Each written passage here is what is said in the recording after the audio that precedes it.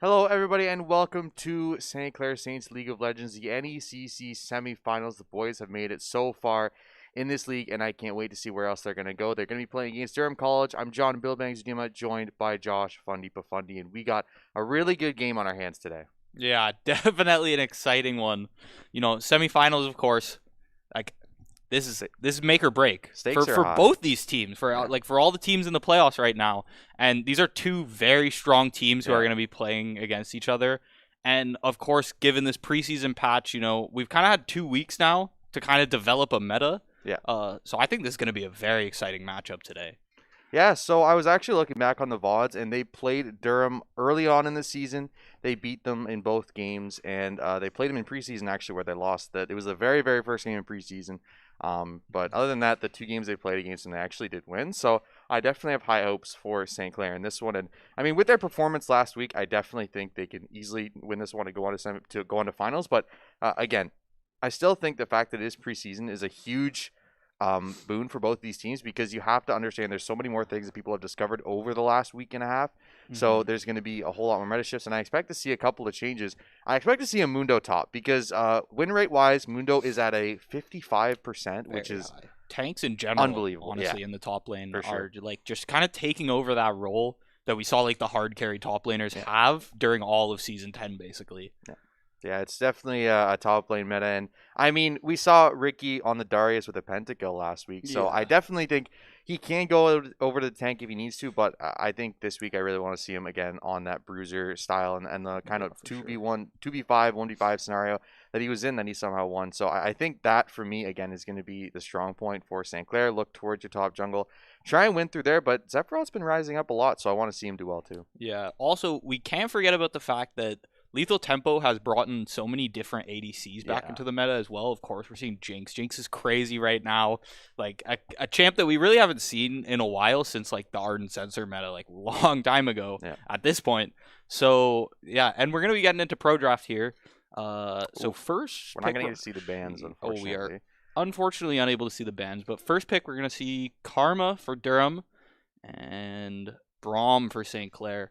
Interesting picks, and I think very strong Braum with Evershroud or Evershroud? Evershroud, Evershroud, okay.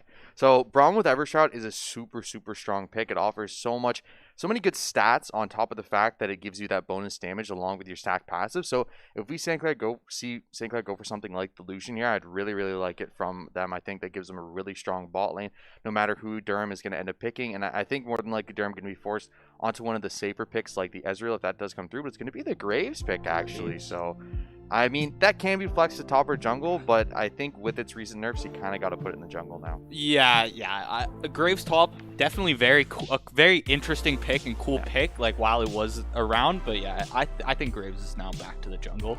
Yeah, we're going to see Yug on that one. I think he had one Graves game so far in the season. I don't think it went too well for him. I think they ended up losing that one later on into the season. But other than that, he's looked pretty good overall. I definitely have a lot of faith in him. But a Wukong going to come through here. So most likely we'll be seeing that going in the top lane here. It will be a blind pick Wukong. So very interesting choice there for Durham. Kind of like on the contrary to what we were expecting to see, right? We were expecting to see a lot of tankier, more passive top laners. And the first pick we're seeing coming out is the Wukong.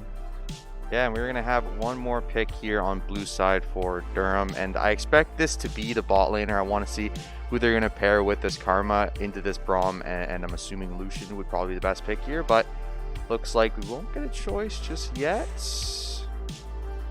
So we will be frozen here for a second. Not quite sure. Maybe the choice didn't come through. Might be a bug, but I guess we'll figure that out in a moment whenever we get it back on screen. So for now, we have the Karma, Wukong, Braum, and Graves. The Graves specifically for Yug, I'm not expecting that. I think he was a lot stronger on a lot of the more carry style junglers. And don't get me wrong, Graves can be a carry style jungler, but I think right now for him to be effective, you have to go assassin. You have to go like Yumu's. You have to go even the shield bow or something. So I think for me, I would have liked to see him on like maybe the Viego or the Kindred or something along those lines. But it is a 3-game series, so despite what happens in this one, you do have another chance to figure it out in the next game. So it'll be interesting to see where it goes. Yeah, definitely. And yeah, I want to go back to what you said about the Kindred and the Viego there. Like, obviously, Graves is gonna, given that Assassin's build, right? Graves is gonna, like, be ganking a lot, be doing a lot of that stuff. Whereas a lot of EHUG's other picks were kind of more farm heavy, more late game heavy junglers. And I think Graves is a very different pick from EHUG that we're seeing, which is nice to see given the preseason, given all these new opportunities and new builds. Yeah, it's nice to see teams switch it up and bring out new comps that maybe even Durham may have not even seen this one before, right? Yeah, for sure. And I'm kind of surprised too, because I was expecting maybe even an assassin jungler, because Axiom Arc is such a strong item right now. Sure.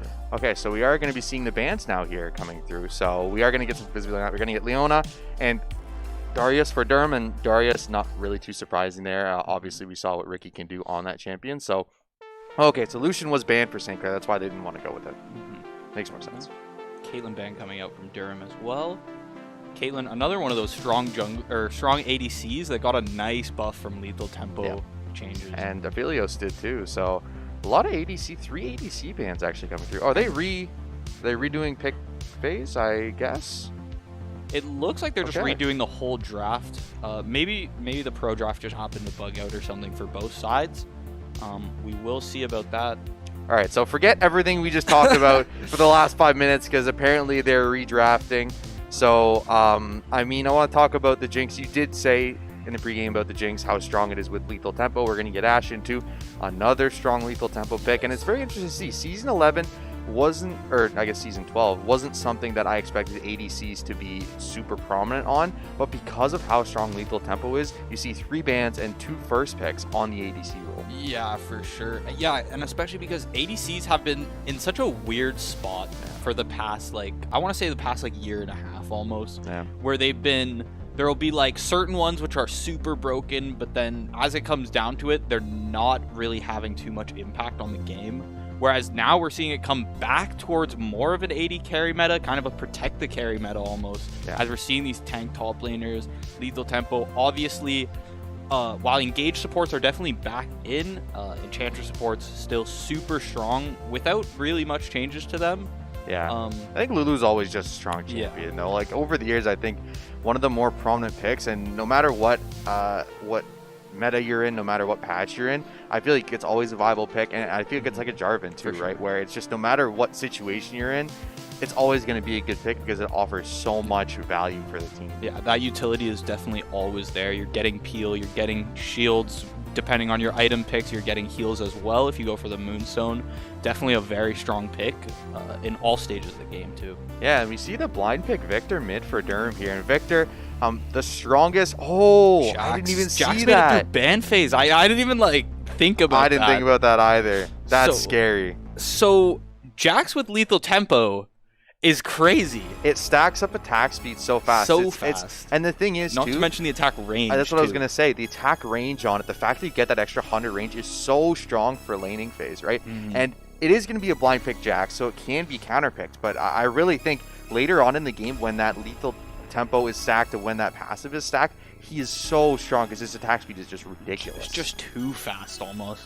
Orianna ban coming out from Durham, and then we're going to see Galio and Malphite from St. Clair. So it looks like they're just targeting possibly that support / top laner bans, seeing what they have left. We're going to see the last ban here coming from Durham soon. Yeah, I like what St. Clair did too, is the fact that they're banning Galio and Malphite doesn't really allow for this Jarvan to hop on your backline, hop onto the Ashe or the Lulu, hit the Cataclysm, and then Galio and Malphite ults on top of it, right? Because if you have that threat, even if you're going to be buffed up by Lulu, you're probably still going to be taken down in those fights. So I think really good idea there for St. Clair to ban those 2 champions out. The one thing is, though, you're kind of banning out, Galio support Malphite top because you already know the Victor's locked in. Yeah. But those matchups wouldn't be very good into their respectful, into those actual lanes. So I think you kind of took a little bit of laning power up, but we're going to get a Gwen. So it's going to be another Gwen jungle here for EHUG. Wow. So that is a very different pick than the Graves, for sure. Gwen jungle, I mean, we've seen it before. Granted, when we were on stream last time, we actually didn't get to see very much of that game. True, but we based on the score, EHUG was definitely putting in a lot of influence on the map. We saw the last 3 minutes of it. It was pretty good. Yeah, and then we caught about 5 minutes in between the game. But yeah, the Gwen was definitely potent in team fights, and it seemed like he had fairly good priority on the dragons and everything like that. It didn't seem like he was getting too like I don't know what really how to describe it. Overwhelmed, I guess. Yeah, for sure. With such an off-meta pick. Really, if you look later on in this game, you need to get a super strong mid-game or early to mid-game mid laner, right? You need something that can take down, because the problem is, right, you have the Jax, Gwen, Ashe. You're stacking on the hypercarry. That's going to be the super strong Mundo we're talking about. Going into the Jax, and I mean, normally Jax can win this matchup pretty easily, but right now Mundo is such a beast with his glacial, with his glacial gauntlet. It is so hard to actually take him down. I mean, until you get to that late game, that's really where this Mundo's probably going to win everything. And we're going to get a Corki, so I mean, both these team comps I think pretty good. I do think team fighting is going to go towards Durham earlier on in the game. But if we go late game, St. Clair 100%. Yeah, St. Clair's comp is looking very late game at this point. Yeah. Obviously, we're going to see the Corki package come in. You're going to have most likely a pretty farmed up Jax once we're getting late into the game. That Gwen, of course, Gwen getting stronger and stronger as you go later into the game. And then you just have the Ashe Lulu bot lane to kind of just give them that support. You got all of that CC from them. You got all of that utility from the Lulu. Like, the peel there, it's just there. Yeah. Whereas Durham also has some scalers, right? They've got the Jinx, they've got the Victor, but they also have the Jarvan to kind of help out with that engage. Yeah. So I think they also definitely have a pretty potent team fight. Yeah, I think the one flaw I do see with St. Clair's comp is you're kind of missing that backline access, right? Because, your Jax and your Gwen have kind of like a little hop, but it's not something significant, and there's no way for you to actually go into fights. You don't have that crazy hard engage that you need to actually begin fights. All you really are depending on is an Ashar to start a fight to get a big stun, but I mean, other than that, you don't really have any hard CC, hard lock-on engage. So I think definitely for the first 20-25 minutes of this game, St. Clair is going to struggle, especially around objectives. Yeah, they're definitely going to be playing on the back foot, and even in the lanes, right? Like, we can see them kind of just playing safe in a lot of these lanes, right? Especially bot lane, I'm thinking. We're definitely going to see them kind of probably sit back. Ashe going to be throwing her Ws, poking them out. But I don't expect to see much priority around the Dragons. Yeah, for sure. I think you have to give those up because, like you're saying, it's scaling team comp that you're going for, right? You have the Ashe, Corki, Gwen, Jax. Like, that is the most hard scaling you could possibly go for. And I mean, for me, I definitely think I like Durham's draft more. I think you're just too dependent on getting to that late game for St. Clair. The only really way I see St. Clair winning this is winning team fights early, which is going to be very difficult. But if you do get those team fight wins early, you're going to get your scalers up to their power spikes that much faster. So that really could be the difference maker, right? If you can get Jax 2, 3, 4 kills in the early game, you can put him miles ahead of this Mundo. He can start split pushing, and that's when you're really going to have an issue trying to control him. And I mean, we've seen how good Ricky's Jax is in the one game that we've seen him, where it's been banned every other one. So I definitely think it's a chance here for Ricky to prove himself and then put them forward or try and get up a game one in this semifinals. And then, of course, there's also the option for Durham, right? If they can get this, if they can shut down St. Clair early, right? Because what I'm thinking right now is St. Clair has to get ahead in some kind of team fight early. Yeah. I'm thinking around that level 6 to 7, like first or second Drake kind of team fight. When their ults are going to start coming online and you finally have that engage from the Ashe Arrow. So if Durham can capitalize on this weak early game that they have and actually turn the tide in that one critical team fight, I think Durham could easily steamroll with this comp. I'm just happy that we get to see what the Gwen's actually doing in the early game jungle here, because we didn't really get to see that in the last one. So I think for me that might make a difference, right? Because I mean, I haven't really seen a lot of Gwen jungle. It hasn't really been super prominent in any tier list. So I think this is just something that EOG's cooked up himself. So I think for me it'll be interesting. Maybe the Gwen has a lot of good clear, and maybe it can get out to those objectives faster than the Jarvan can, because I think for me, I definitely want to see Durham's jungler just gank over and over again these side lanes, because that's really going to be where your power is that early game. So I think if Gwen can get herself forward, if EHUG can get himself to that carry potential status where he's, 20, 30, 40 farm over the other jungler like we've seen him do, I think that's where the real discrepancy can become a lot wider for St. Clair. Yeah. Yeah, I think, Durham definitely just has to pick their engages correctly in these team fights. As long as they're diving onto the right targets and they're really punishing that backline, like you said, St. Clair really has no engage. They have the disengage with the Lulu ult, but provided that's not up, they don't really have much else. Yeah, that's really your only your problem is you don't have any of that engage potential. You just have to get a crazy ash arrow to give you an opportunity to get something going. And I really think you have to just kind of wait for that disengage because you have some ash slows as well as the ash arrow. You have the Lulu ult. So you have a decent amount of survivability in these initial engages, but it's really going to be you have to keep on your toes. If this Jarvan, and the thing is too, if Jarvan can find an ultimate onto the Ash or onto the Lulu, yeah, you're not going to die instantly, but there's not really a way to slow down your opponents who are going to be coming at you so heavily because, again, you don't have that frontline tank that you normally would. Yeah, exactly. And then, of course, we also see that Durham kind of has that like scaling kind of insurance in the back with the Victor and the Jinx as well.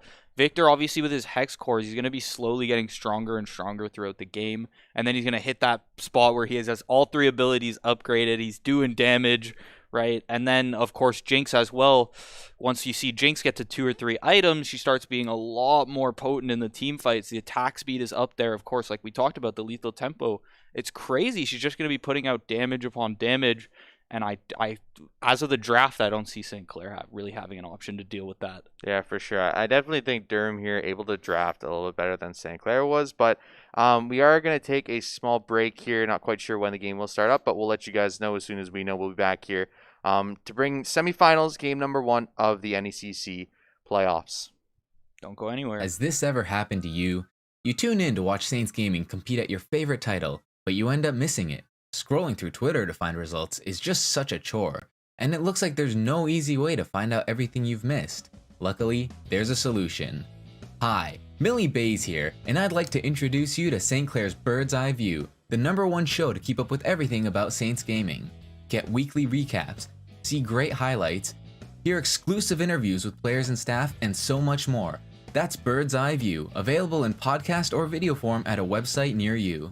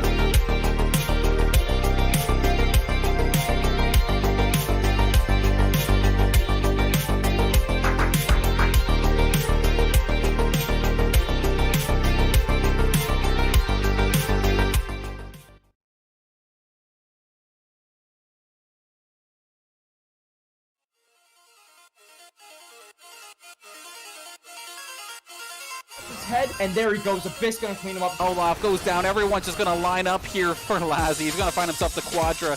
Give it to him. Pentakill. Priestley with the quad feed. Gets the ace. Available just spin to win all over. That game was insane.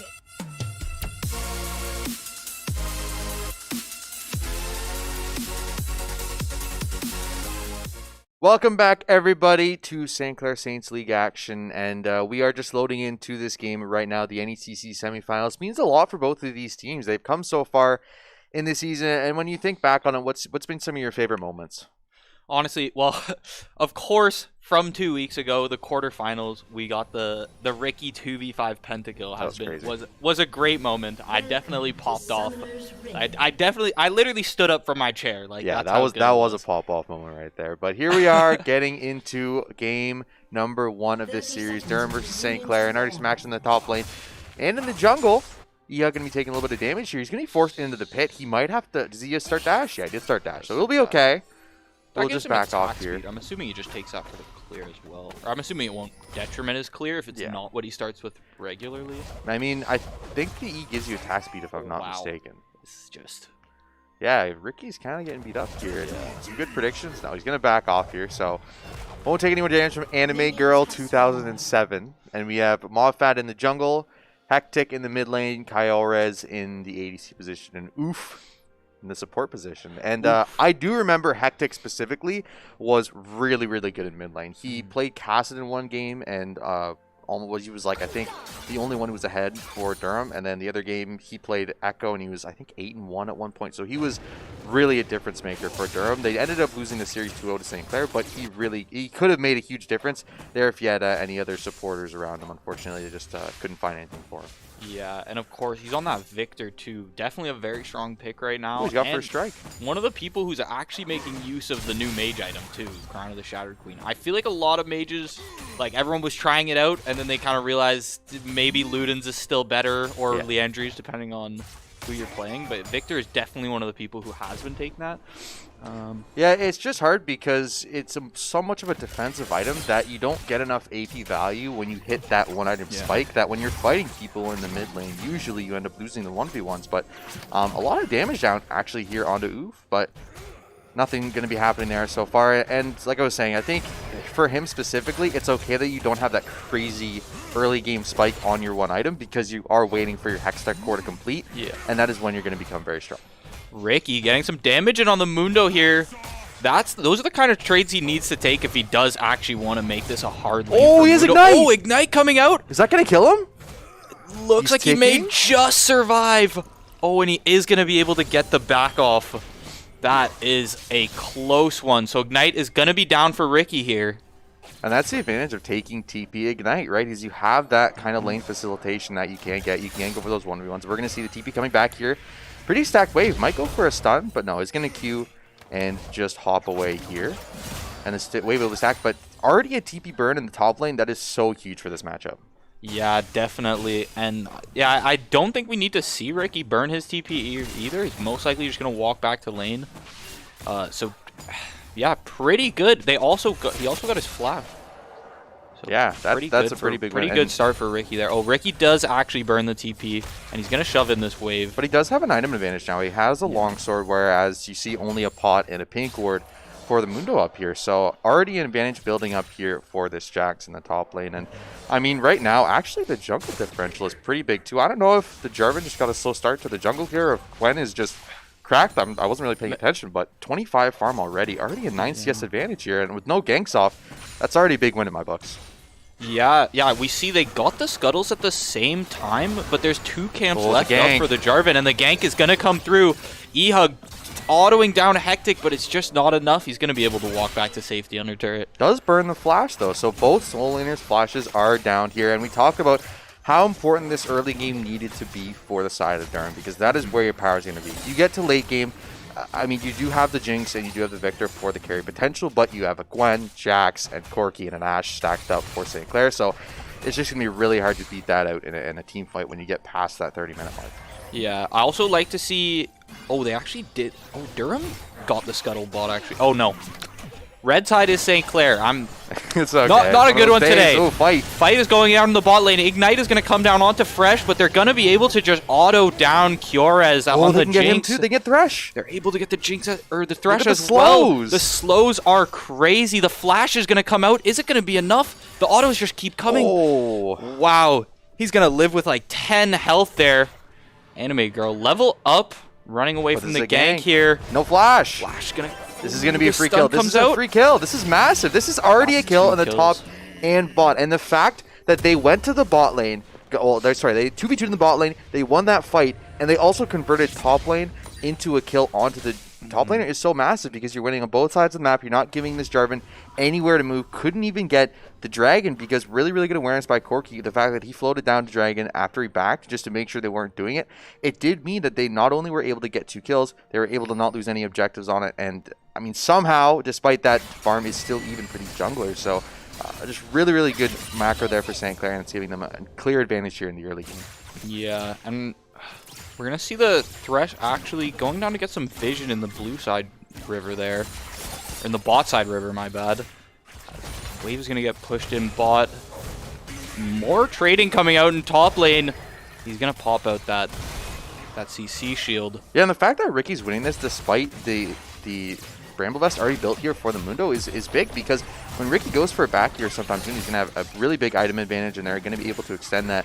He's hopefully going to be able to extend this lead even further than he already has. Obviously, he is down pretty significantly in CS right now. Yeah. I think a lot of that early fighting did mean he lost a lot of minions, but in the end, it did net him a kill and it did net him a TP flash from the other laner. So I think still pretty good for him here. Fight's going to happen. Going to pop the W. Man, the his Ignite gonna Ignite's come back down. up, yeah. That was a huge heal, though. Is he going to live from that? There's no way this Mundo lives from that. Does again. Does live. The It's going to be potion fighting got- mid. Oh, the flash going to go through. Oh, Sephiroth lives. I don't know how he lived through that storm. Able to survive here. Engaging come through in the bot lane as well. Hook going to find. Both junglers going to be here. Engaging come down on this ADC. Barlow going to be taken down instantly here. Fresh running for his life. Has to flash out. Will he live here? Going to try and run away.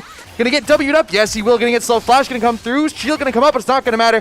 Going to go down. And in the top lane, in the meanwhile, Mundo also killed the Jax. So in the end, across the map, 3-0 for Durham. And they come back in this game swinging. Yeah. Wow. Like, completely flipped St. Clair on their head after what St. Clair just did. And now they're going to be able to secure this first dragon off of it. We're seeing the gold, 500 gold up in the top lane. Although, Sephiroth actually with a pretty heavy gold lead in the mid lane with that solo kill.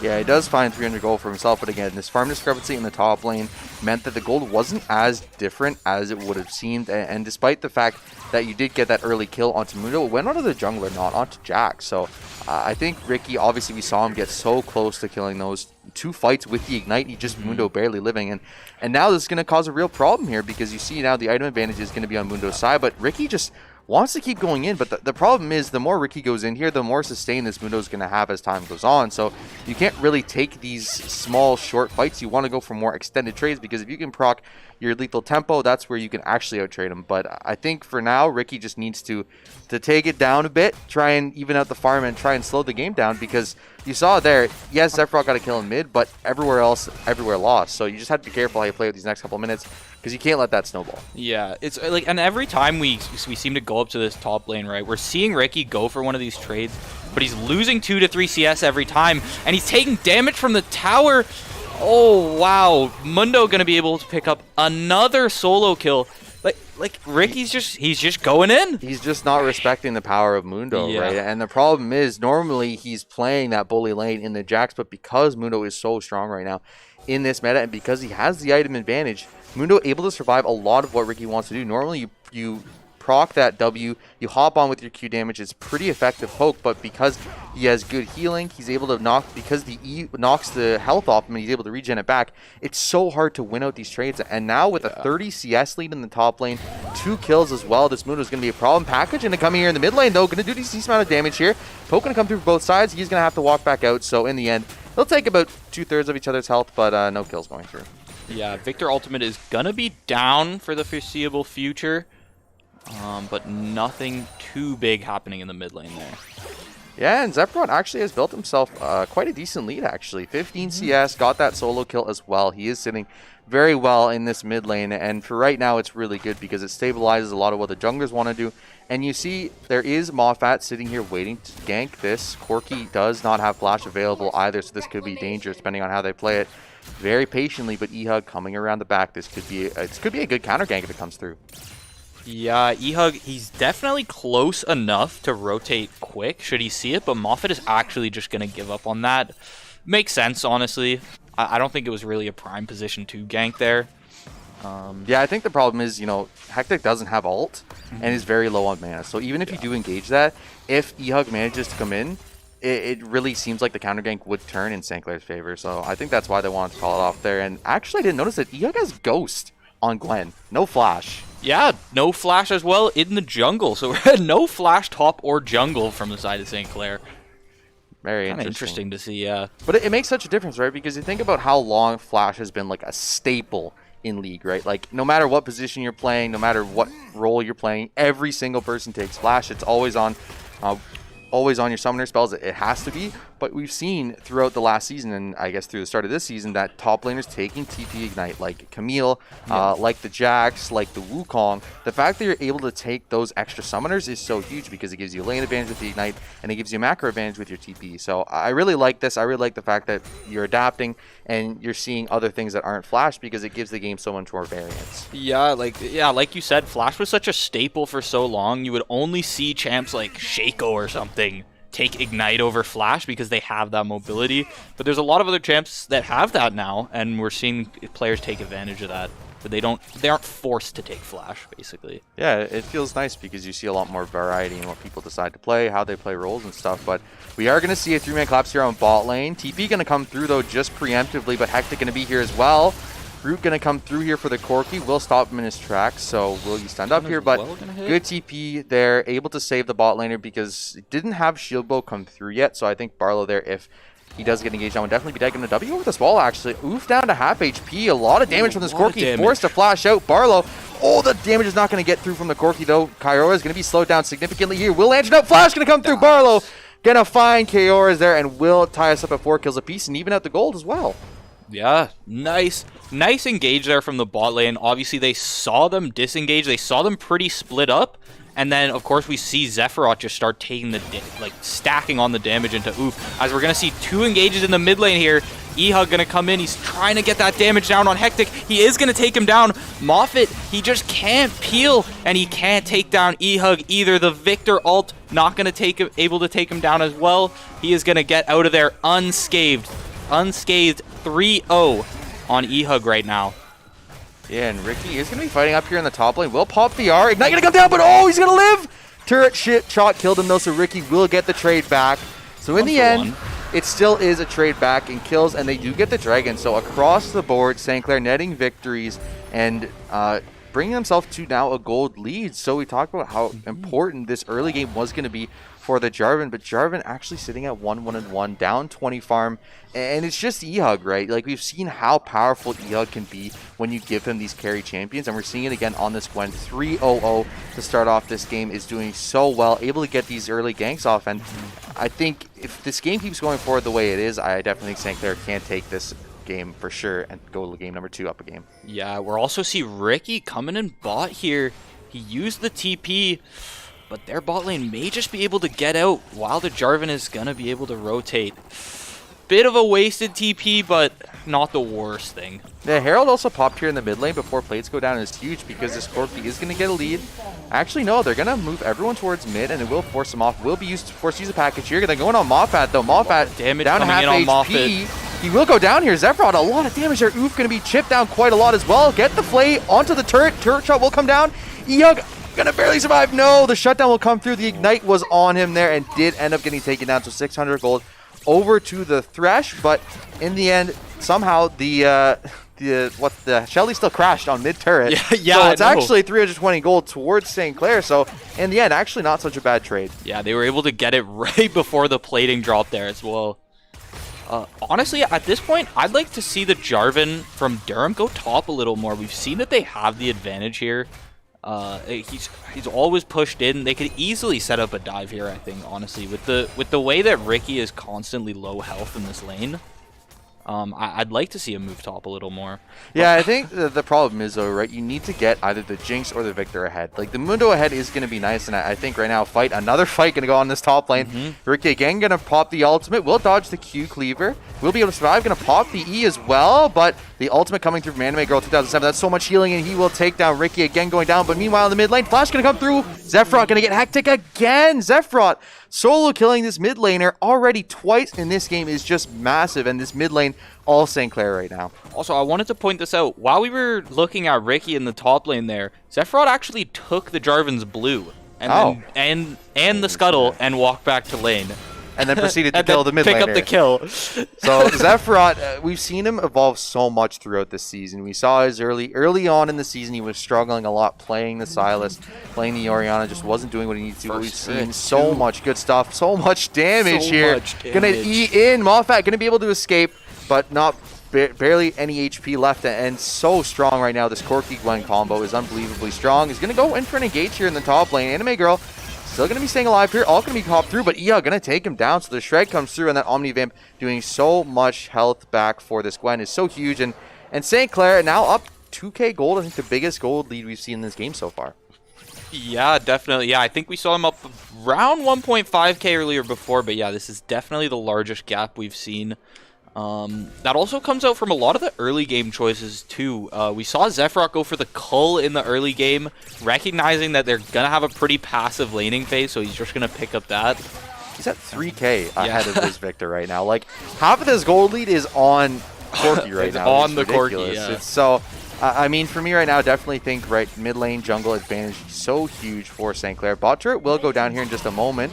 Looks like, again, Engage going to come through here. Barlow going to get hooked up, and yeah, he's going to go down here. Despite the shield bow, doesn't really help you. Ricky going to be taken down low here from Mundo as well. Mundo going to put the flash through. He will get queued up. He's going to get slowed here, and Ricky going to be taken down yet again.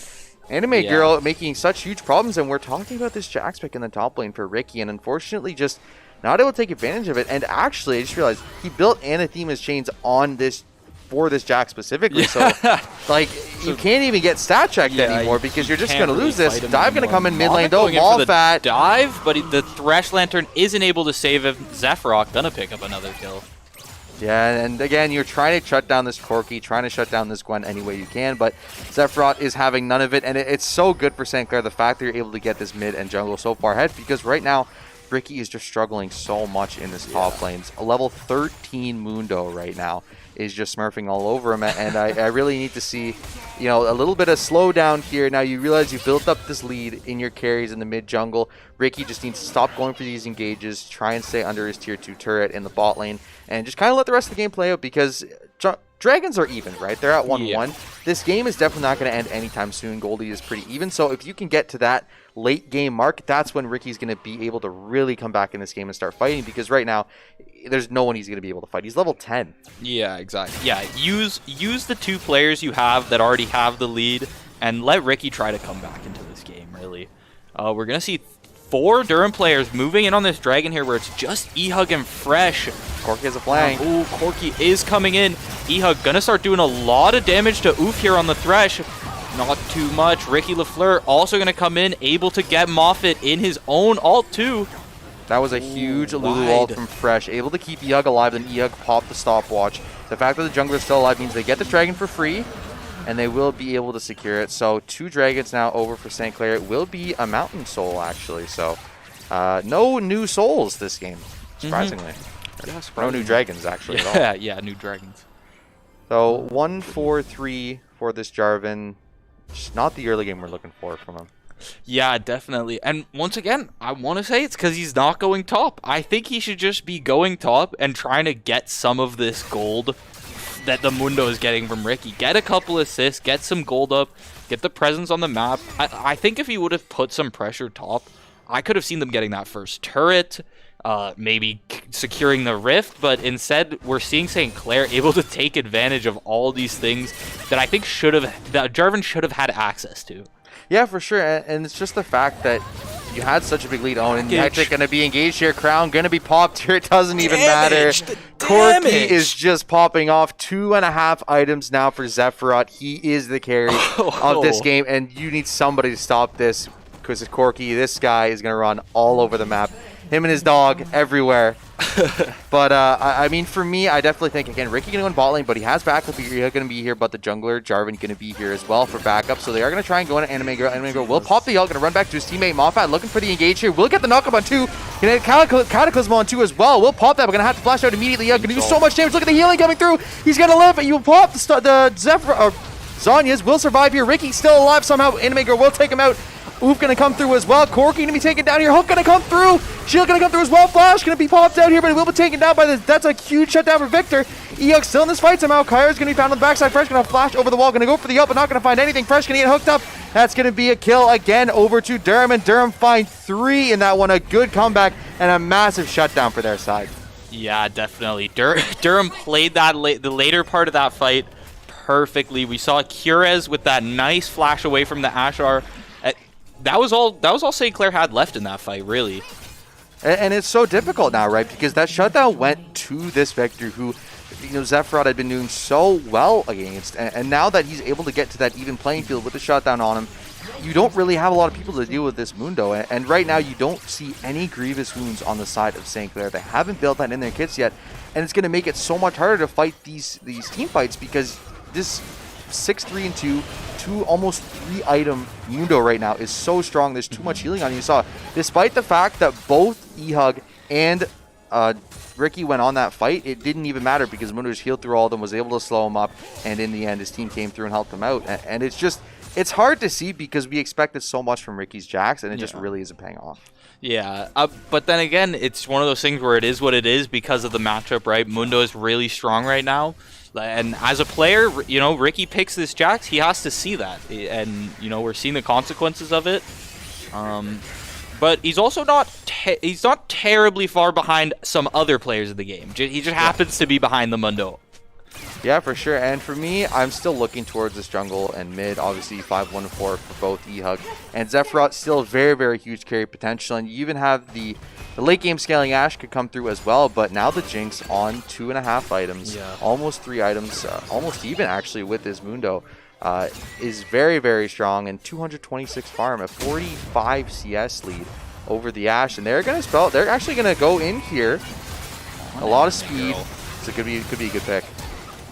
Yeah, the Polymorph going to come out, but wow, the Mundo's so fast, and the rest of Durham is able to just pick up mid-turret for that. And it just doesn't really make a lot of sense to me, right? Because what they were doing, what they were successful in was the fact that you isolated Ricky and Animegon. Obviously, Ricky could not win the 1v1, was consistently dying on it, but elsewhere on the map, you're winning. You're killing this Hectic solo kill. You're getting Moffat on these picks. They're doing so well for themselves, even killing the bot lane, but twice there, in the bot lane and then in the top lane, you try and take down this Mundo.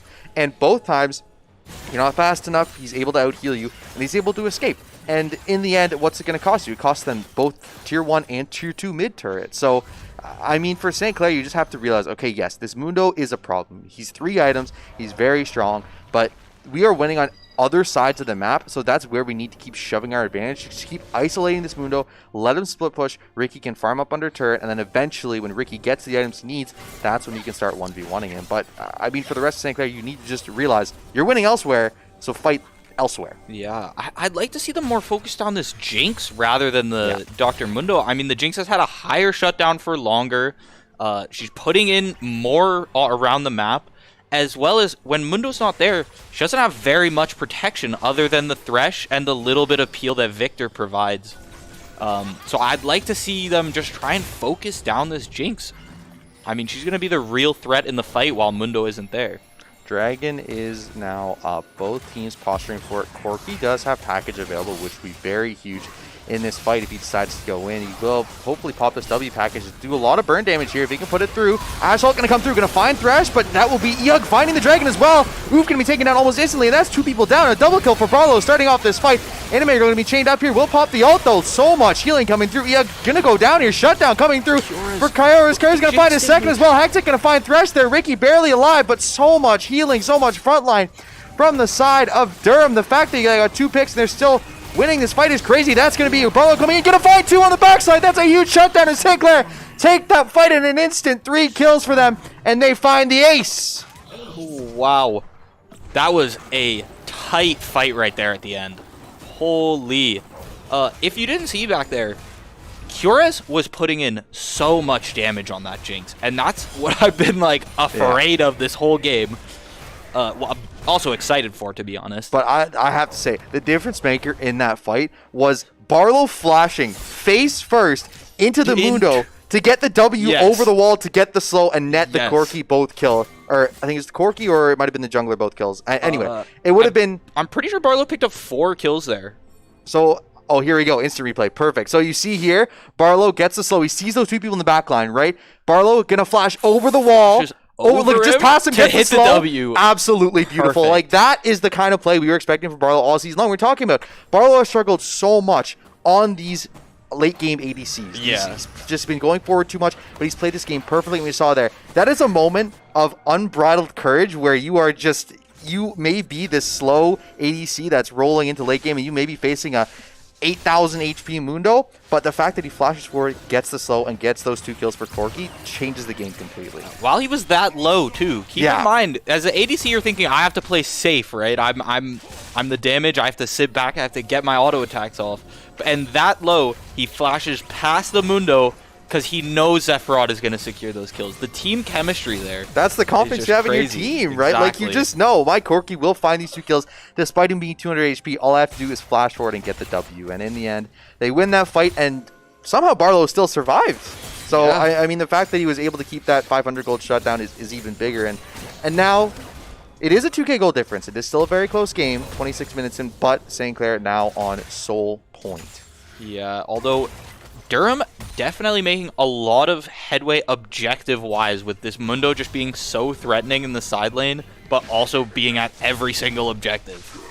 Yeah, it's been such a big difference maker. You see here gold discrepancy about 3k in the top lane, but elsewhere you see 3k between Victor and Corki, you know, another 2k between the junglers right now, and ADC is pretty even. So, I mean, again, we talked about it. Top lane right now, the Mundo is just dominating Ricky, but elsewhere on the map, just huge discrepancies in the jungle mid, and that is huge. And Baron will be started up here. They don't have any ward coverage of it just yet, and we'll stop the back, but ward will come down here in just a second. St. Clair, no, this is happening. TP going to come through from Mundo anyway.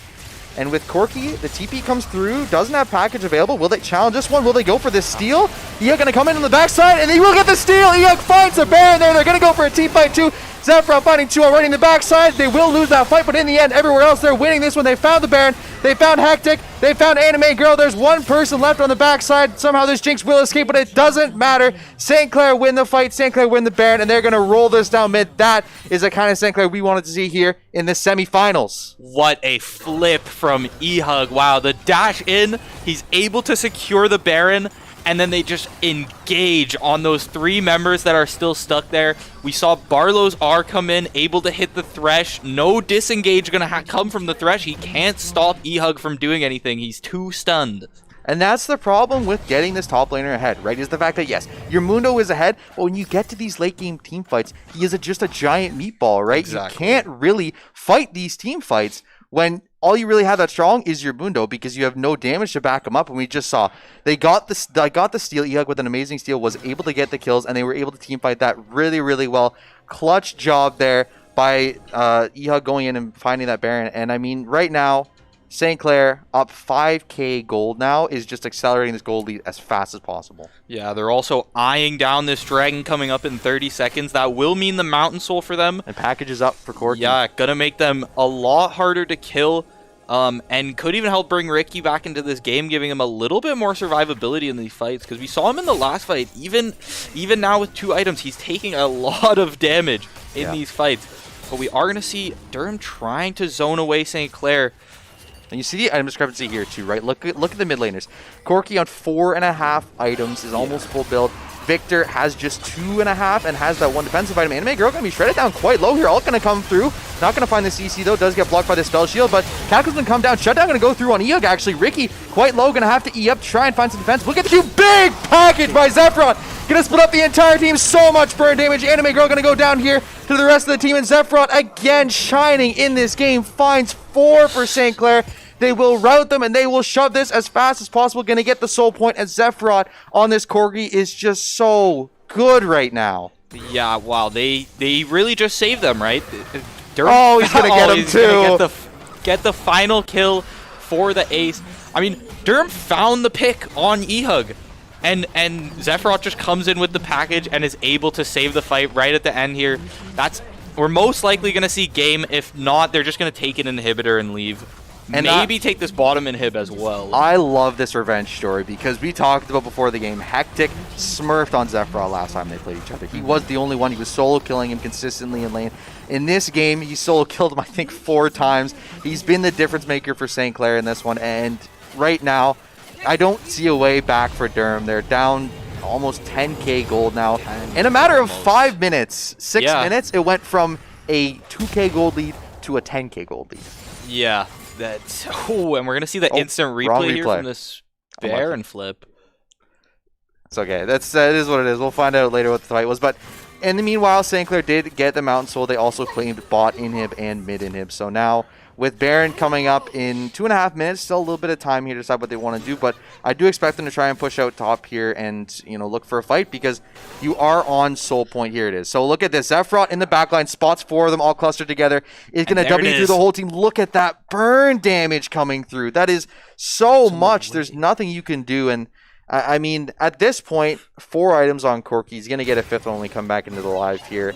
And yeah, you see he's so strong at this point. Like, this is where St. Clair is really going to shine because we hit 30 minutes, but St. Clair with this gold lead, they've accrued. Moffat already down to 0 HP. Zephyros going to W4, going to go for the auto. It's going to find him. It's going to find him. You can run back to your team, but that auto will follow you anywhere you go, and that is a pick and a 197 Jarvan. I mean, right now, Zephyros is literally walking into 3 people. He doesn't even care. Yeah, I mean, he's chunking the Mundo, which is a pretty big thing to do. It's just so far ahead on this pick, and it's so good here. St. Clair going to collapse, looking for this last inhibitor. Ricky going to get stunned up here for a second, but it's so hard to fight now. You just don't have enough items to push them back here. St. Clair with the Mountain Soul shielding up as well. All those resistances coming through. They're going to go for this last push here. The wave in bot lane is going to crash. They're going to take down these turrets. Going to dump all their ults on the wave, but it doesn't matter if you dump your ult on the wave because you have the rest of the champions inside. You're going to go in here. Actually going to Zhonya's, but so much damage coming down here from the Corki boat. Kara's going to find one, though. Going to find Ricky here in a second as well. Mundo going to walk forward. That's 2 down, actually. No one down here for St. Clair, but they have to be careful. This Corki's still here, still doing damage. You're going to find the Victor in the back. Going to get the auto on one, going to put the auto on the other, and that's going to be a triple. Quadra for Zephyros. Stamps his name on this game, stamps his name on the series, and that is going to be it. That is going to be St. Clair taking game number 1 in the semifinals, looking to sweep this series and go to NECC Grand Finals. Wow, right at the end there, just as we saw, Zephyros, the damage is just too high. He does all of this damage to them under tower. They get 2 picks. Durham's thinking they're back in the fight. They can save this game, but their backline is one-shottable from Zephyros. I love the fact that we talk so much about the Gwen from E-Hug. We talk so much about the Jax from Ricky, but in the end, it's Zephyros sneaking in with that Corki in the last pick. That is the difference maker in this game. And I mean, there's not a better revenge story, right? Like in the regular season, they played Durham, and both games, Hectic just smashed Zephyros in lane, solo killing him, making huge impacts on the map. But in this game, the fact that Zephyros was able to solo kill him multiple times in lane, went to other lane, fought so well in team fights, was the difference maker. It just got to feel so good for him. And looking forward to game number 2, it's going to be a tight one, but St. Clair, I think, definitely the advantage there. Yeah, especially, it's funny, like you said, we're talking about Jax, so we're talking about the Gwen, and the Corki really was what I thought was kind of their, like, fill-in pick, like, who are we going to fill it in mid? Let's put some extra AP in there, right, kind of thing, and then it just ends up being the difference maker, that package putting in so much damage in these team fights. Like, oh, wow. Yes, we are going to be heading into game 2 here sometime. So we're actually already in the draft. So they just want to start with us up immediately. So we are going to see first. I would say we have the same bands, except this time we are going to see the Corki band instead of who was the last band in the first game? I'm completely blanking. I know it was Leona and Darius first. Yeah, I know, me too, but I can't remember the last one is. So it was an 80s. It was Caitlyn. That's who it was. Yeah. So we're going to get a Caitlyn not banned out instead of Corki. Again, we're going to see the exact same draft actually coming through so far. Yeah. Jinx for Durham too as well. I just realized that. Yeah, and I think for me, this is probably pretty good. I think the Jinx did her job. I think the Ashley Lulu also did pretty well. So I really like these picks coming through. I don't think you really have to change a lot. for the side of St. Clair, obviously you did just win with this same draft, but looking forward in the second game, I think you have to kind of look towards the mid lane, and you do have Corky Man out, so you can, again, go for this. We are going to see the J4 again, so Okay. just a mirror Almost draft. the exact I same think, draft. I guess what we take in this right is Durham liked their game plan, they just didn't like the execution. Yeah. Yeah, and I mean, to be fair, the Jarvan pick I'm not sure about, right? Because we've seen how that goes into the Gwen, but the Jinx was doing completely fine in my opinion, especially once they got into those late game team fights. She was always up on CS.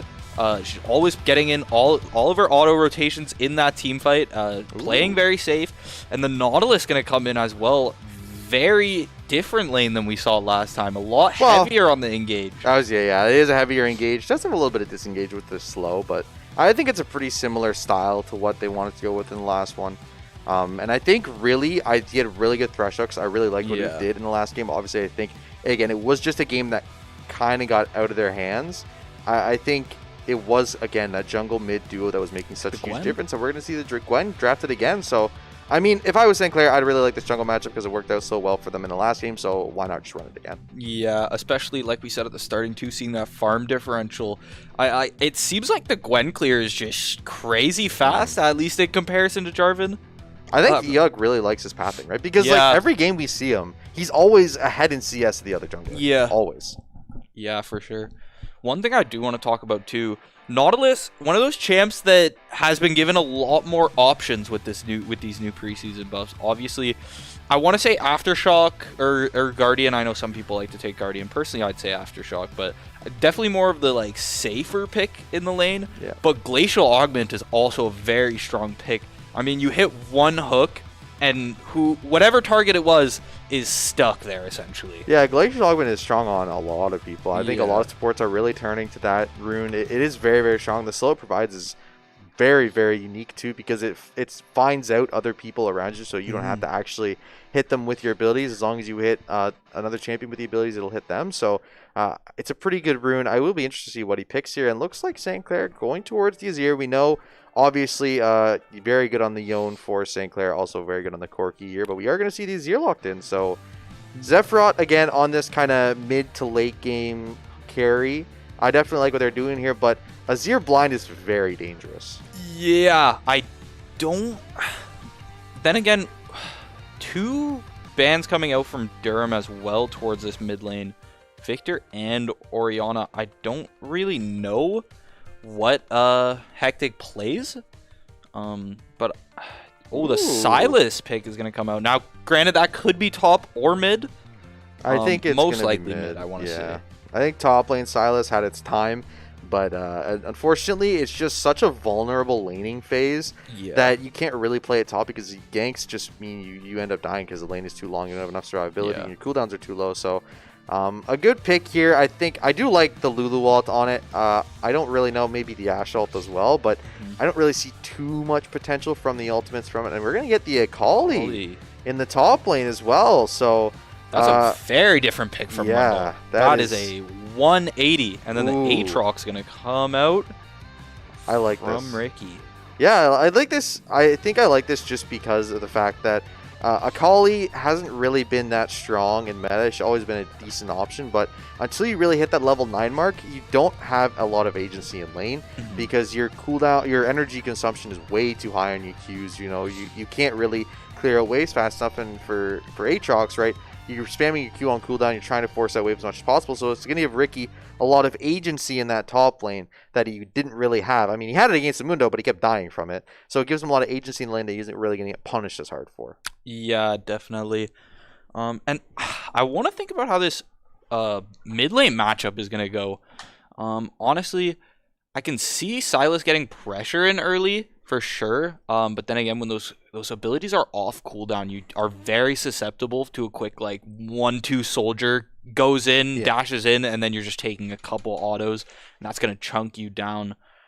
So I definitely think this could go either way in the mid lane. Yeah, I think for me to talk about the last game, like looking at the Gwen matchup, the Gwen and Corki, I think we're definitely a lot more potent.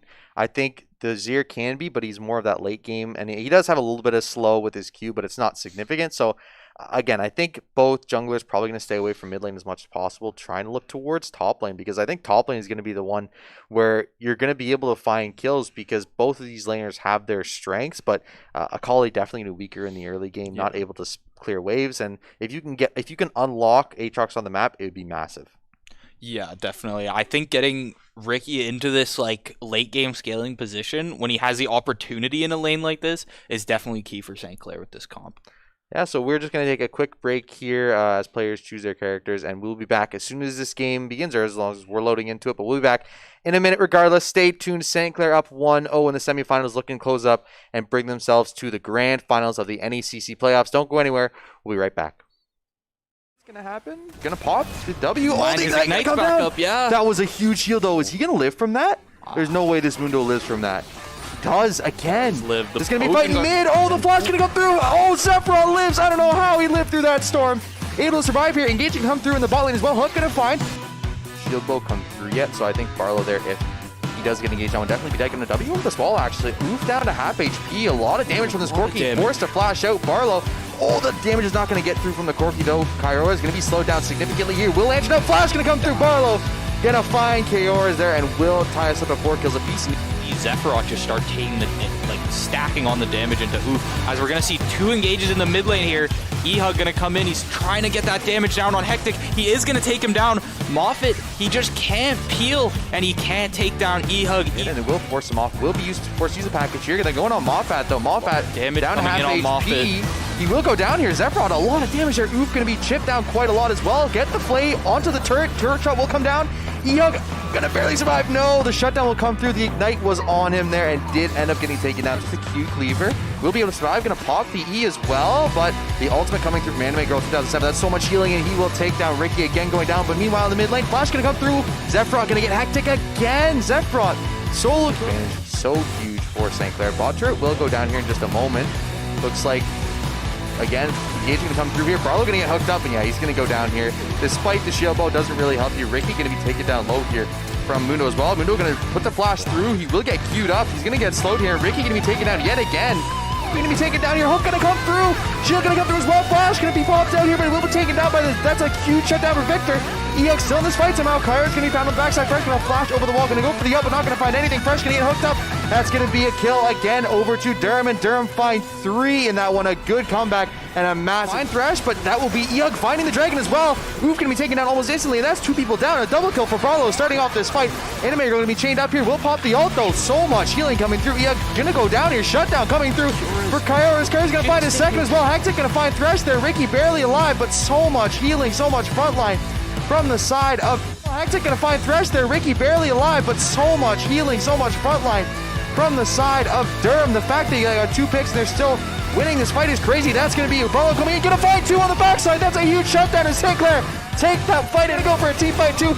Zephyr fighting 2 already in the backside. They will lose that fight, but in the end, everywhere else they're winning this one. They found the Baron. They found Hectic. They found Anime Girl. There's 1 person left on the backside. Somehow this Jinx will escape, but it doesn't matter. Gonna find the CC though. Does get blocked by the spell shield, but Calca's gonna come down. Shutdown gonna go through on Eog actually. Ricky quite low. Gonna have to E up, try and find some defense. Look at you, big package by Zephyr. Gonna split up the entire team. So much burn damage. Anime Girl gonna go down here to the rest of the team, and Zephyr again shining in this game. Finds 4 for St. Clair. But they have to be careful. This Corky's still here, still doing damage. You're gonna find the Victor in the back. Gonna get the auto on one, gonna put the auto on the other, and that's gonna be a triple quadra for Zephyr. Stamps his name on this game, stamps his name on the series, and that is gonna be it. That is gonna be St. Clair taking game number 1 in the semifinals, looking to sweep this series and go to NECC.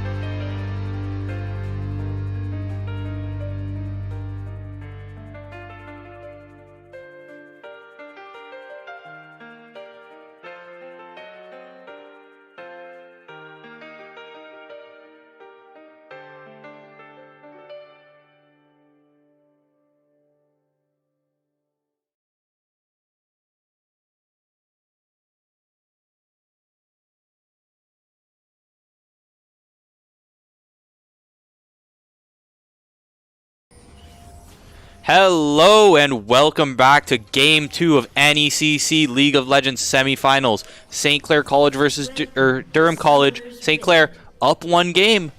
Up in Game 1. And we are going to see the same bot lane come out here, and as well as jungle, but bot lane here come out for St. Clair. And we saw, this is the first time I've really seen Barlow be successful on a slower paced ADC. Yeah, definitely. I mean, the Ashe we saw last game in that final team fight near, or close to final team fight, that final dragon fight there near the bottom, Barlow having that big flash play that was able to finish the team fight essentially for Zephyros. Zephyros was able to clean up after that. We are going to see Ricky and Ehug up here near the tri-bush. Yeah, because last game they were doing a lot of poking near this tri-bush and in the river there, so we're seeing 3 players actually move up there. Yeah, so nothing else going on here. We do see the Jarvan do the typical ward up in the river, go back at the sweeper. Ricky going to walk in here. We'll spot out the Akali here. We'll go for the early game fight, but Ehug going to be waiting here. That's both. We'll finally commit. Knockup is available. If Ricky can land this knockup, we'll get the flash for it. Going to go for the E as well. Anime Girl going to have to try and get out, but no. That's first and blood. That's the problem with TP Ignite. You don't have the flash to escape. Anime Girl started the Q, didn't have the E for escape either, and that is so big for St. Clair. Ricky getting ahead in this lane. It's going to be a big problem for Akali. Yeah, and then TP immediately burned. Ricky is up on TP here. Like, no flash available from the anime girl to begin with. That is just a massive win. And I think Ricky here most likely will try and shove the wave, get a few levels under his belt, and then he will back TP with an item advantage to start off this game. And I mean, this is a drastic change from what we saw in the last one. Yeah, for sure. I mean, last game we kind of saw Ricky get steamrolled in the 1v1s. Even though, to be fair, in the early game he was fairly strong against the Mundo, but unfortunately he just got out, he got outstatted eventually once the items came in. Yeah. But nice trades coming out from Anime Girl, actually. Yeah, and we are going to see Azir put a little bit of poke damage down, let Jarvan know that he knew he was there. Looks like the Akali will try and stop the back, and it's going to be very important because Aatrox now has a wave shoving towards him. He wants to get up this TP as soon as possible, engage him, come through in the bot lane, but Fresh going to shield up. Should be okay here. Oof will back off. So I was going to say, in the top lane, it's very important that Akali keeps shoving this wave into Aatrox, because the longer that the Akali can stay... Oh, missed the caddy, actually. That was big. But, I mean, as long as the Akali can keep shoving this in, it will be massive, because Ricky can't TP with his item advantage that he picked up from that early kill. As we're seeing here, that Silas Harass going to come in a little bit. Sephiroth going to have to move back to tower. But Barlow and Fresh hopefully going to be able to push this wave in. They've got a lot of damage onto Oof there, honestly. Even with his Aftershock up and everything, the poke damage is coming out. Missed hook there. Ooh. Yeah, it is going to be a TP here from Ricky. We'll go back top lane with the boots. Or sorry, not the boots, the longsword and the Ruby Crystal and Dark Seal actually for the Akali. So a little bit of confidence there, despite going down in that first blood, is picking up the Dark Seal and trying to get that stack started sometime soon. Yeah, definitely a bit of a risky play, but also could work out for sure. Jarvan coming up to the top lane. He is looking for a gank here on Ricky. Ricky going to go in on Anime Girl. He sees the Jarvan starting to walk towards that mid bush. Ehug just back too. Yeah. He's sandwiched in this mid bush here. They're going to be able to hit the knockup. Damage coming out. A lot of damage coming out. The Ignite came out. Almost able to take down Marvin. He's going to win this. He's going to win this. He wins that. Holy crap. How did Ricky... That's the Omnivamp. Oh my goodness. That's the level 3 Aatrox Omnivamp. He's going to be able to push this in. Moffat, not enough health to even contest this. That's another kill for Ricky. That is a heartbreaker for Durham. The fact that not only did they burned the Ignite too, and I think they thought that would kill... Oh, Hectic going to be caught out here. Going to be an instant flash out of that one, so going to get that flash off the mid lane. I was going to say, in the top lane, I think it was a really good try. See, what they did here was they popped the Ignite right here. Right and there. Moffat, so low, took the auto, had to flash out here. The Ignite was down, but he was healing from that pot, and he got the Q, and the auto came through. It was so well played there by Ricky. The fact that he knew that the flash was going to come through, Jarvan had to disengage. So he hops into the bush, doesn't let the auto come through. Yeah, going to gank mid here. No flash available. Fresh going to be here for the gank as well. Should be enough there. Oh, doesn't even need him. Yeah, doesn't even need him. Fresh did give him the shield, was able to pick up the assist. Flash gonna come out from Barlow. And, oh, but the Ignite came out from Oof there, actually. Yeah, so they committed not a lot. the worst trade in Barlow's, well, it And was in Durham's favor for sure. He kept but the heal as well, which is very important. But I think right now, already a Phage built for Aatrox in top lane. He's just going to dominate this lane moving forward, and that is so good for St. Clair. I think after that first game, definitely just getting stat checked by that Mundo, a little bit demoralizing. Obviously, he did win that game, so it felt good. But in the second one, Ricky, it's his time to shine. It's the reason you ban Ricky's Aatrox, and this is it. Yeah, yeah. I mean, Aatrox definitely has been like almost permabanned for like the entire season, really, here for NECC. Now, 3-0 gold difference, about 1.5K. I mean, obviously, a lot of that is going to be on the Aatrox. See 800 in his favor here. He will walk in. Does have level 6 as well. Looking to try and find Anime Girl. We'll get a lot of damage. Going to pop the ult as well. W going to be landed. Auto's going to come down, but will back off here. So, does end up getting quite a bit of damage. No TP available for the Akali either. So, again, Ricky just bullying this Akali out of lane consistently, and that is the problem, right? You gave up that first blood, you didn't have the flash, so you couldn't escape it, and in the end, you know, they're gonna go for it, gonna go for the tower dive, 206 damage, gonna flash for it. He will be available, but Jarvan gonna be sneaking up here, so Ricky gonna stay though, knows no TP is available for this Akali. We'll shove in the wave. Jarvan gonna come here to cover the wave for a second, but again, just 3-0 on this Aatrox right now. What do you do if you're Durham? I don't know. And one thing too is we saw the Akali pick up the Dark Seal as soon as she lost the first blood. No way he goes Ricky for this. going for the second dive? No. Too much damage being taken. He is going to have to go out. E-Hug, though, here in the river to support him. But it looks like they're just going to confirm this. And he's moving back to his red buff. Mid lane here. Going to clear out some vision. Yeah, this top lane is... I mean, it's going in Ricky's favor. It's exactly what we didn't see from Ricky last game. It's the exact opposite of last game. Yeah, it is. And 3-0-0 on this Aatrox. Already 300 gold shutdown for him there. Already at a pickaxe and Phage, so strong right now. And just, if you're Durham, you have to look at other places on the map, right? You do have a small farm advantage here in the bot lane. 15 CS for the Jinx. Pretty even in the mid lane. For both sides, but we do see a Dark Seal built on the Sylas here. So looks for the engage, finds it onto the Aatrox, or not, sorry, the Azir. Won't get the ult though, so in the end, it will just be an ult traded for nothing. And I mean, right now, again, like I said, in the mid lane, laning phase isn't really going to do too much for either of these players. I think both Azir and Sylas really do struggle in the laning phase. They don't have a lot of damage, so I think we're going to see a lot of this kind of poking a little bit, but not really going to find any solid kills unless the junglers come. Yeah, I really don't think we're going to see anything unless the jungler's there. Bot lane, however, I think bot lane is a completely different story. I think we could definitely see a 2v2 come down, and at this point, I'm thinking it's in Durham's favor. Yeah, for sure, and I'm looking for St. Clair to try and take this dragon sometime soon. Looks like they are going to motion towards it. Jarvan is going to be down here as well, but they want to take this because they know Jarvan is bottom half, and I mean, even if they decide to go for this Herald, if you're Durham, like right now, Ricky is so strong on that Aatrox, he can just walk down to that Herald and it is basically a death sentence for you. So Moffat will get the E in here. We'll be able to see this dragon. Is he going to go for the steal? Has the Q available? He's going to go for it. No, he's not going to get it. He's not going to go for it, and will be a dragon confirmed here. And so much damage onto Akali. W going to go down. E out of it for a second. It will just back off again. You can't. It's just so hard to lane right now for this Akali. He's so far behind. 3 kills over for Ricky right now. It's impossible laning this. that Dark Seal just becoming more and more wasted gold as the time goes on. That's so much stats that she's losing because she decided to go for that Dark Seal so early on in the game while also being behind, keep in mind.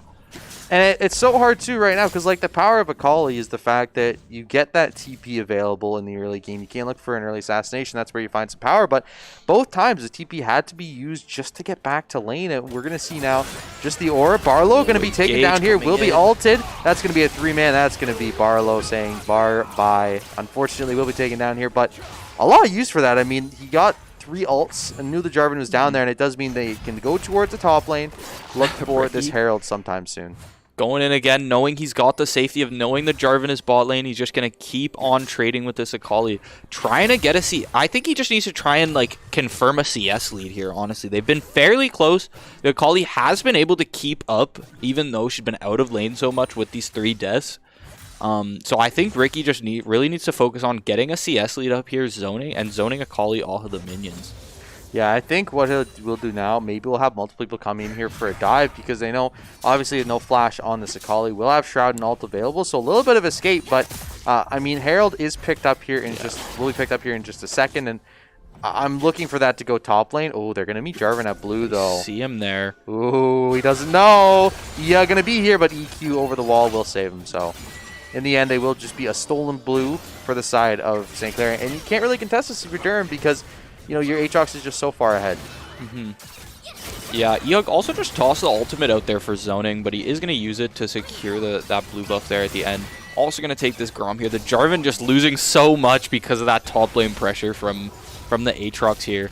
And not only does it lose it for Jarvan, right? The fact that blue buff, instead of going over to the Sylas, who needs it so desperately for that wave clear to match Azir, now that Azir has items, he loses that blue buff. Azir's going to get it. Azir can shove in waves. Sylas will have back here, going to lose probably a wave sometime soon, and it just makes it so much harder to play this laning phase out. And, I mean, right now, St. Clair playing an excellent macro game and doing exactly what we thought they'd do in that first game when they got Ricky's Jax, is just winning through top jungle.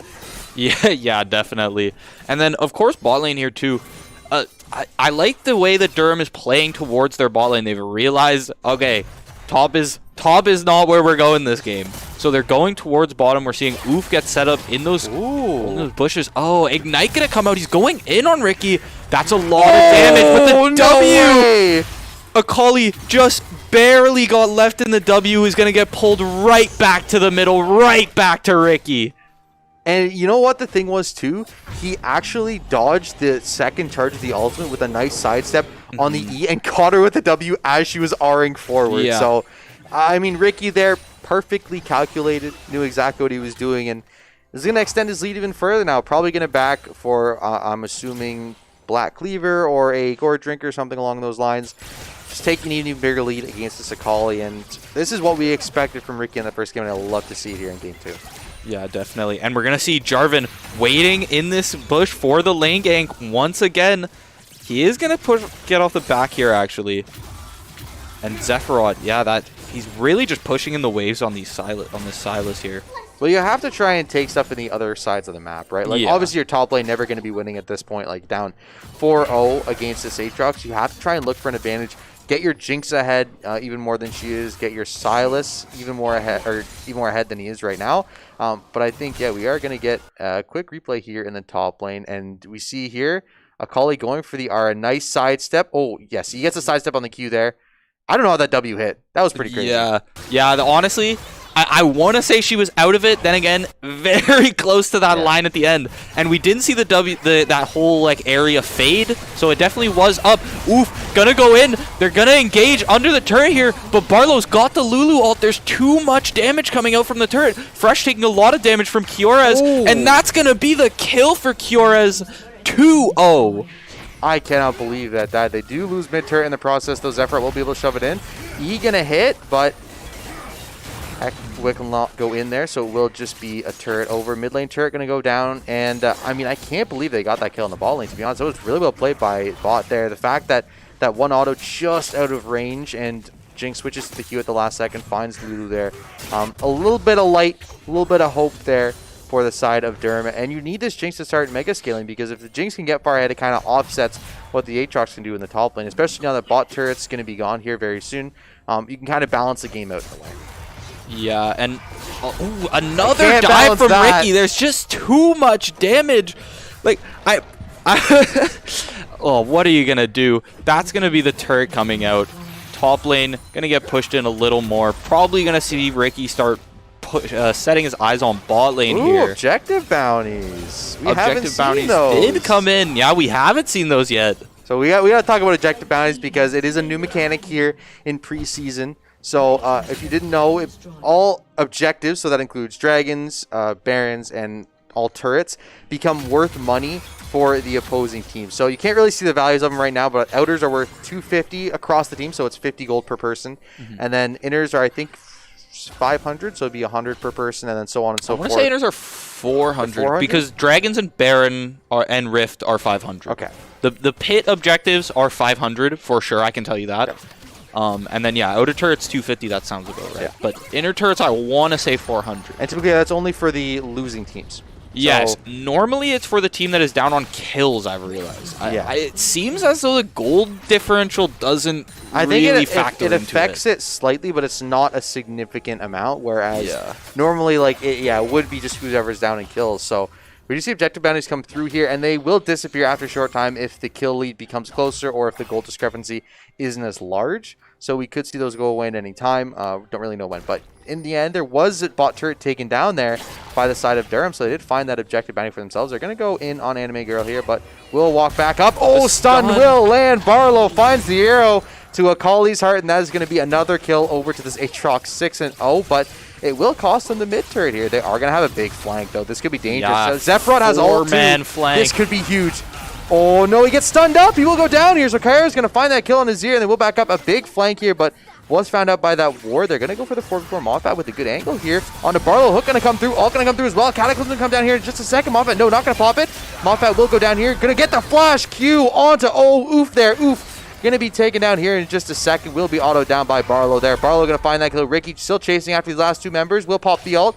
Going to move forward here, but Chompers will come down and will stop him in his tracks. So in the end, it will be a 2-for-1 for the side. Well, I guess 2-for-2 technically overall. But, I mean, still played pretty well there by St. Clair.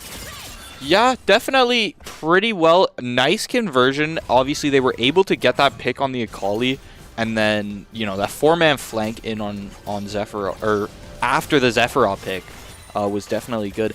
Honestly, I thought Durham was going to get away with it to begin with. And then we saw Oof actually go in with the hook on Barlow. I would have liked to see them disengage there more. Yeah, I didn't really see there, because they could have gone for the commit there, but the problem is, right, the Jinx already is backed off. You have your Silas already backed off, so even if Jarvan goes in there with the Cataclysm, he can't get enough damage down because the Lulu is still alive and it's providing so much shielding for the side of Ashe there. So a good choice there. I think you just kind of sacrifice your two people and say, okay, it could have been worse.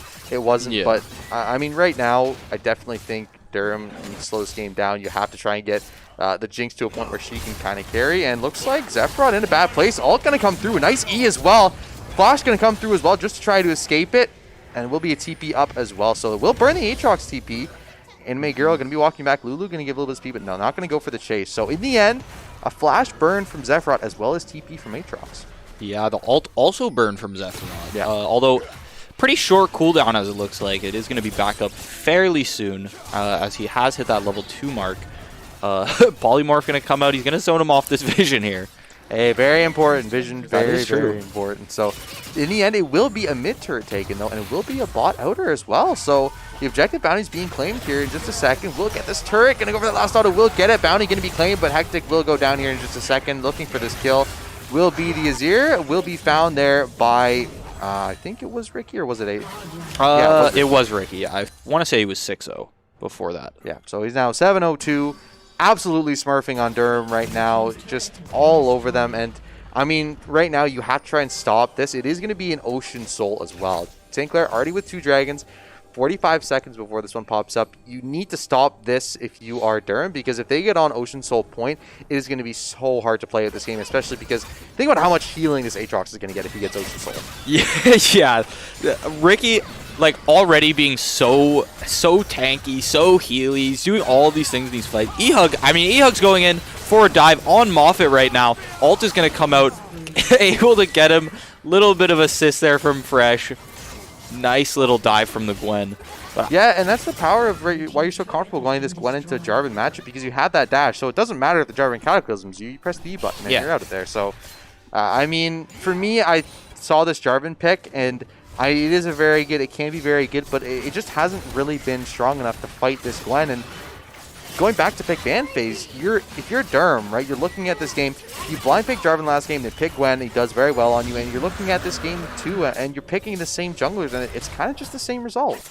yeah, wasn't really sure about the blind pick Jarvan, honestly. And yeah, we're seeing eHug take advantage of that. He realized last game was a completely fine matchup. He did great in the matchup, so why would he not pick the same champ again, right?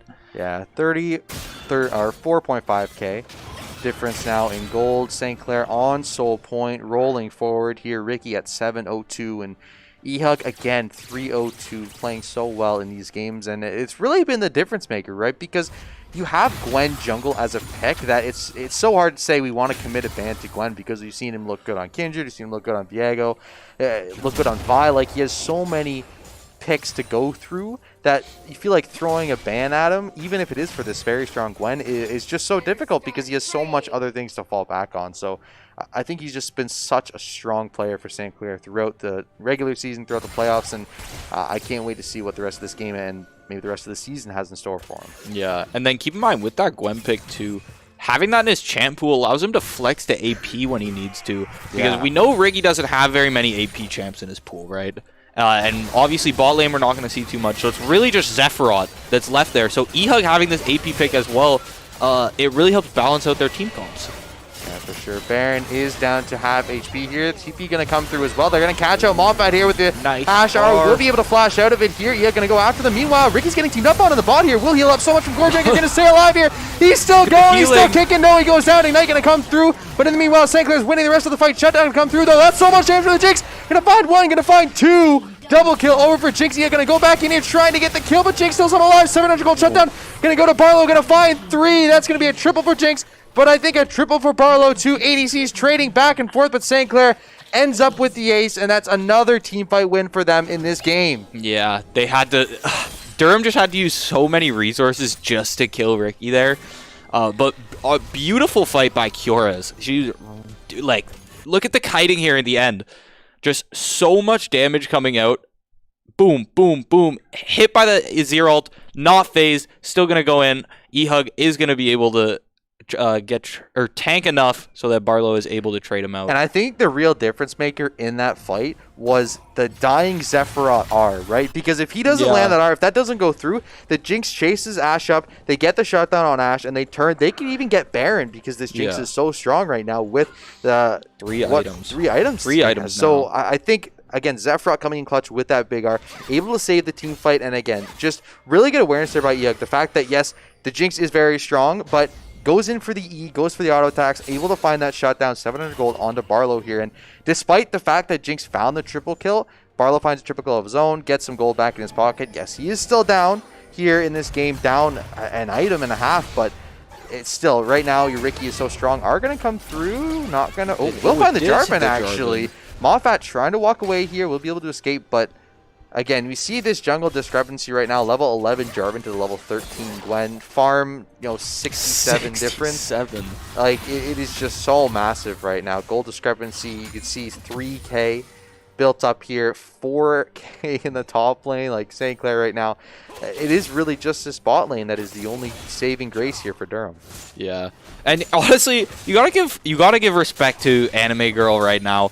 Keeping 071 has just been getting slaughtered in laning phase and is still keeping the CS up into this, going on to 25 minutes here. That's got to mean something. Durham here this is very going for the Baron.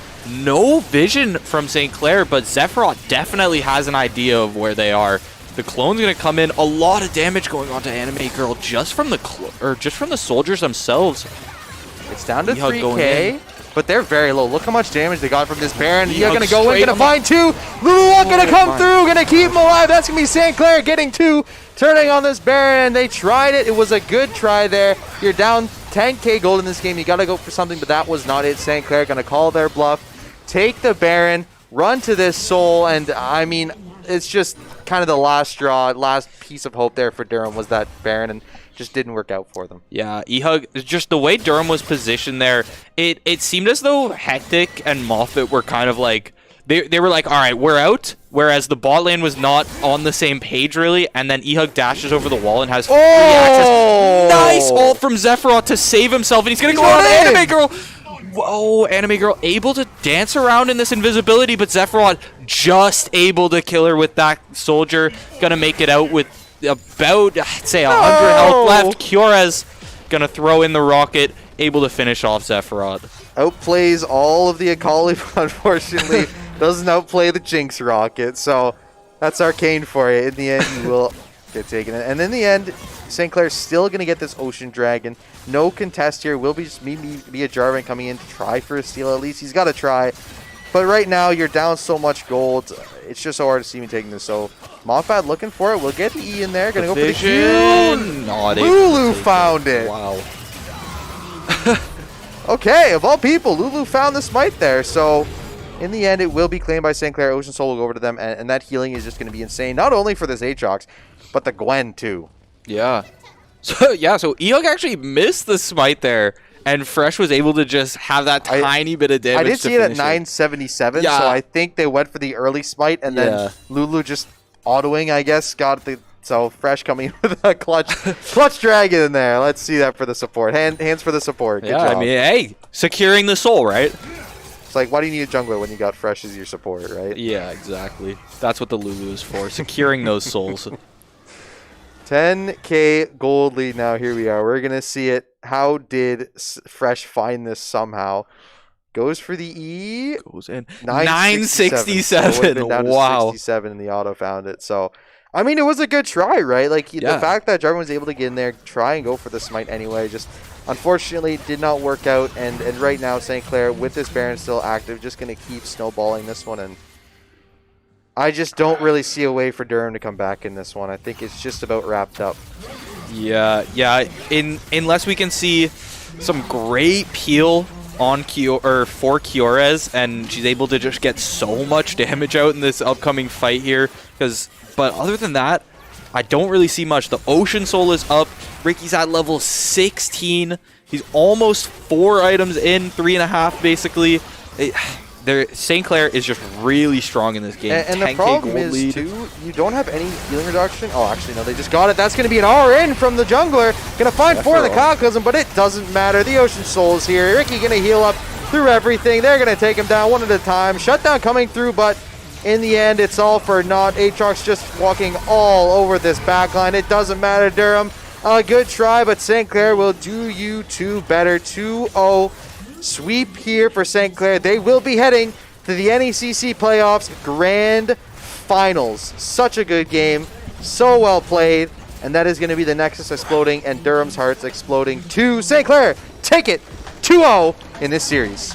What a series here today. And almost like a mini redemption arc for Ricky during the series as well, which was great to see. But yeah, and especially in that last team fight there, you saw Ricky immediately dash onto the Jinx. That's all of Durham's damage in that last fight. And he literally was walking onto the Jinx. Yeah, he just walked there. And he just keeps autoing her, and she's autoing. He's like, what do I do? I have Armor Shred. I have Kraken Slayer. I have the healing reductions on. It doesn't matter. Yeah.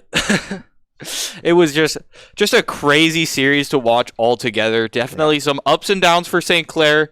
But overall, great team chemistry. Great play overall. And yeah. Yeah, and I love the much fact more. that, you had Sephiroth hard carrying in one game. You had the top laner and Ricky carrying in the other game. Ehog playing so well both games on this Gwen pick. The bot lane, Ash Lulu coming through for St. Clair, doing so well for them. And we talked all the time about how Barlow struggles on these scaling ADCs. Proves us wrong. Plays perfectly on this Ash. Has so many good plays. And I mean, overall, St. Clair, almost a perfect game in that second one. Yeah, that second one, I mean, yeah, there's not much you can really say. I mean, St. Clair, they got that first blood, and that was the end of the game, really. Yeah. That's really all there was to say about that game. Yeah. The first game, definitely much closer. Definitely a lot more of a clencher there, but yeah, this second game, handily confident win from St. Clair. Yeah, and I can't wait to see what they have in the grand finals, because if they're looking this good in the semis, their grand finals has to look even better. So, I mean, for me, I love to see this team, how much they evolved throughout the season, and they look peak performance going into this finals. I think they look so good throughout the series. They've been leveling up throughout all the playoffs, and going into this finals, they're a scary team to face. Yeah, and especially talking about this entire season, Barlow is definitely, I want to point him out specifically, has evolved throughout the season. Like he went from a starter to the second evolution, third evolution. He's level 36 now. He's It's so good. it's right over. now. And I mean, for me, I definitely think looking at this finals, it gives them a lot of options too, right? Because the fact that he's showing this Ash Lulu in the semifinals means when you go to that finals, you can't just ban out. You can't just play these aggressive ADCs into him and expect to win the laning phase. He can come in later on in the game and be just as strong and look really good on these scaling ADCs. And I mean, for the rest of St. Clair, again, it is kind of, Ricky had an off game, I think, in game number 1, was just not ready for the Mundo. But other than that, I mean, both mid lane and jungle looked so good in both games for St. Clair. There really wasn't any weaknesses there. And going to the finals, I don't know who they're playing yet, but whoever they will be, it's going to be a daunting task to try and beat St. Clair. Yeah. All right. And that's really going to be it for today. We're going to go, always got to shout out our sponsors. We got Crunchyroll, Tim Hortons, obviously Crunchyroll. Get your 14-day premium free trial, crunchyroll.com/saints. I love anime. You love anime. Go watch some anime and get it for free. And then, of course, we also got Tim Hortons, St. Clair SRC, St. Clair Alumni Association, Subway. Thank you for all our sponsors. Can't do it without you. Yeah, we'll shout out our merch too. Can't forget about our merch. So you can get about it. Cheer on these guys in the finals. We actually have, I think, 3 teams playing in the finals or semifinals. We have Valorant, League, and COD playing. So definitely want to go shout them out. Saints merch, you can get at acquired.ca/Saints. Get yourself a jersey, crew neck, hoodie, jacket, whatever you're looking for. They got it there. They got masks as well. Acquired.ca/Saints. Get your merch. Dark mode merch looks pretty sick. I highly recommend you pick yourself some up. And so that is going to be it. So we're actually going to get the bracket up here. So St. Clair taking the victory over Durham here. It does put them in. So it is going to be the winner of Bay State Maroon versus Queens Golden Gales. I believe that would have taken place already today, or 8:30. So it would be taking place right after this. So the winner of that game will play against St. Clair. And I mean, whoever they play against, Bay State has been very good. That was the one team that they did end up losing to earlier in the season. Definitely gave St. Clair a run for their money. It is going to be scary.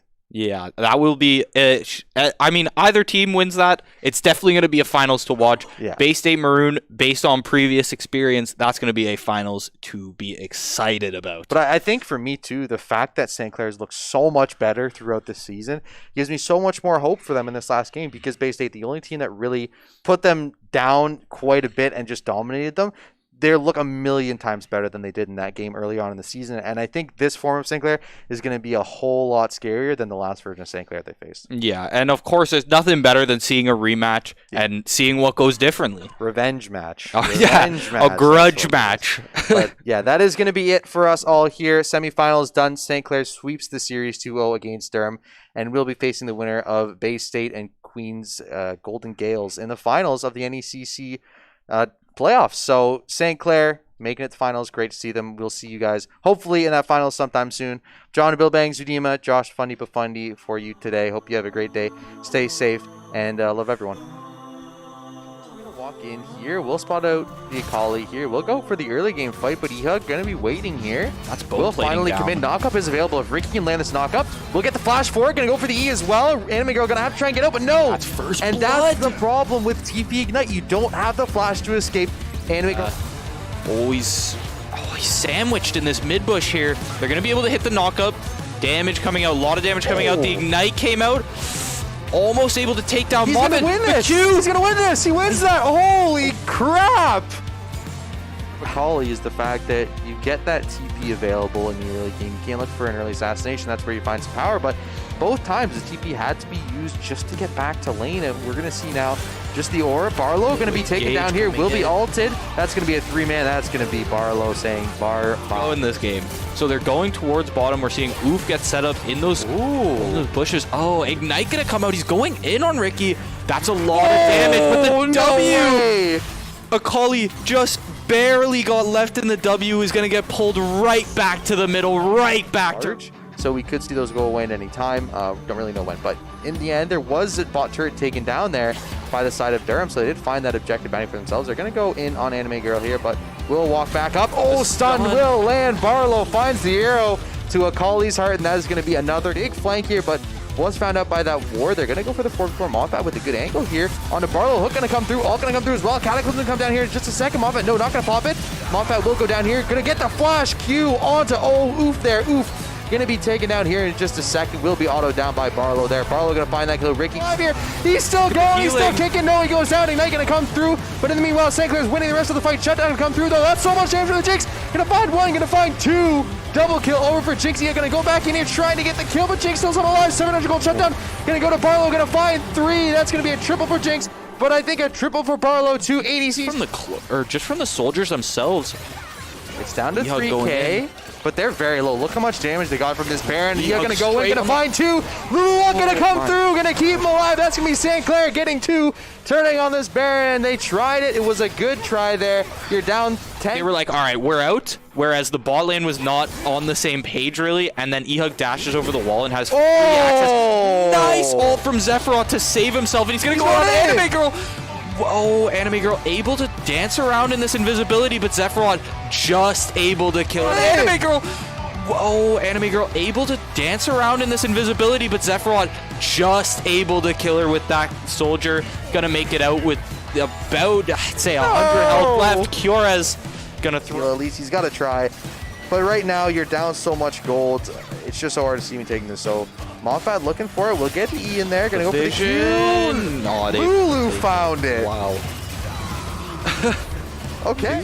You don't have any healing reduction. Oh, actually, no. They just got it. That's going to be an RN from the jungler. Going to find 4 in the Cataclysm, but it doesn't matter. The Ocean Soul is here. Ricky going to heal up through everything. They're going to take him down one at a time. Shutdown coming through, but in the end, it's all for naught. Aatrox just walking all over this backline. Sweep here for St. Clair. They will be heading to the NECC playoffs grand finals. Such a good game. So well played. And that is going to be the Nexus exploding and Durham's Hearts exploding to St. Clair. Take it 2-0 in this series. What a series here today.